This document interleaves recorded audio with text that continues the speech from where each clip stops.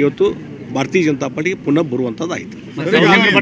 ನಿಮ್ಮದೇ ಜಿಲ್ಲೆಯ ಏನು ಸಂಸದರು ಏನಿದ್ದಾರೆ ಪ್ರಹ್ಲಾದ್ ಜೋಶಿ ಅವರು ಕೇಂದ್ರ ಸಚಿವರು ಕೂಡ ಇದ್ದಾರೆ. ಆದರೆ ನೀವು ಏನು ಡೆಲ್ಲಿಯಲ್ಲಿ ಪಕ್ಷ ಸೇರ್ಪಡೆ ಆದಂಥ ಸಂದರ್ಭದಲ್ಲಿ ನೋಡ್ರಿ, ಇದೆಲ್ಲ ಅಂತ ಅದು ತುರ್ತಾಗಿ ನಡೆದಂಥದ್ದು. ನಾವು ಸಮಾಲೋಚನೆ ಮಾಡೋಕ್ಕೆ ಹೋಗಿದ್ವಿ.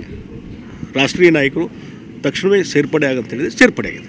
ಅವರಿಗೆ ಸಮಾಧಾನ ಇದೆ? ಇಲ್ಲ, ಸಮಾಧಾನ ಇದೆ. ಈಗ ಸ್ಟೇಟ್ಮೆಂಟ್ ಕೊಟ್ಟಿದ್ದಾರೆ. ನಿಮ್ಮ ಜೊತೆ ಸೌದಿಯರ್ನ ವಾಪಸ್ ಕರೆಸ್ತೀರಂತ? ನಾನು ಅವ್ರ ಜೊತೆ ಸಂಪರ್ಕದಲ್ಲಿಲ್ಲ. ನೋಡು, ಅವ್ರ ಮನಸ್ಥಿತಿ ಏನದ ನನಗೆ ಗೊತ್ತಿಲ್ಲ. ನಾನು ಅವ್ರ ಜೊತೆ ಸಂಪರ್ಕ ಮಾಡಿಲ್ಲ. ಇಲ್ಲ, ನನಗೇನು ಅದು ಮಾಹಿತಿ ಇಲ್ಲ. ಅಲ್ರಿ, ನಾ ಈಗ ಅದನ್ನು ಹೇಳಿದಿಲ್ಲ, ಮತ್ತೆ ಇನ್ನು ಆಗಲೇ ಅದನ್ನ ರಿಪೀಟ್ ಮಾಡಲಿ.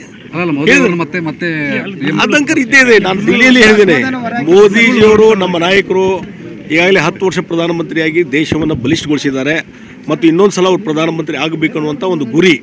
ಆ ಹಿನ್ನೆಲೆಯಲ್ಲಿ ನಮ್ಮದು ಒಂದಷ್ಟು ಅಳಿಲಿ ಸೇವೆ ಮಾಡೋಣ ಅನ್ನುವಂಥ ಕಾರಣದ ಮೇಲೆ ನಾವು ಪುನರ್ ಇವತ್ತು ಭಾರತೀಯ ಜನತಾ ಪಾರ್ಟಿಗೆ ಪುನಃ ಬರುವಂಥದ್ದಾಯಿತು. ನಿಮ್ಮದೇ ಜಿಲ್ಲೆಯ ಏನು ಸಂಸದರು ಏನಿದ್ದಾರೆ ಪ್ರಹ್ಲಾದ್ ಜೋಶಿ ಅವರು ಕೇಂದ್ರ ಸಚಿವರು ಕೂಡ ಇದ್ದಾರೆ.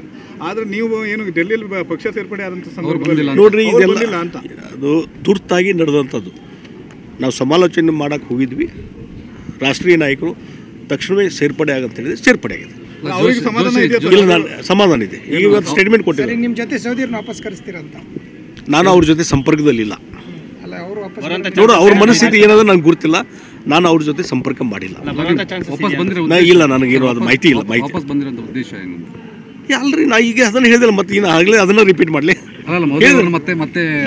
ಅದಂಕರ್ ಇದ್ದೇ ಇದೆ. ನಾನು ದಿಲ್ಲಿಯಲ್ಲಿ ಹೇಳಿದ್ದೇನೆ, ಮೋದಿಜಿಯವರು ನಮ್ಮ ನಾಯಕರು ಈಗಾಗಲೇ 10 ವರ್ಷ ಪ್ರಧಾನಮಂತ್ರಿಯಾಗಿ ದೇಶವನ್ನು ಬಲಿಷ್ಠಗೊಳಿಸಿದ್ದಾರೆ ಮತ್ತು ಇನ್ನೊಂದು ಸಲ ಅವರು ಪ್ರಧಾನಮಂತ್ರಿ ಆಗಬೇಕು ಅನ್ನುವಂಥ ಒಂದು ಗುರಿ.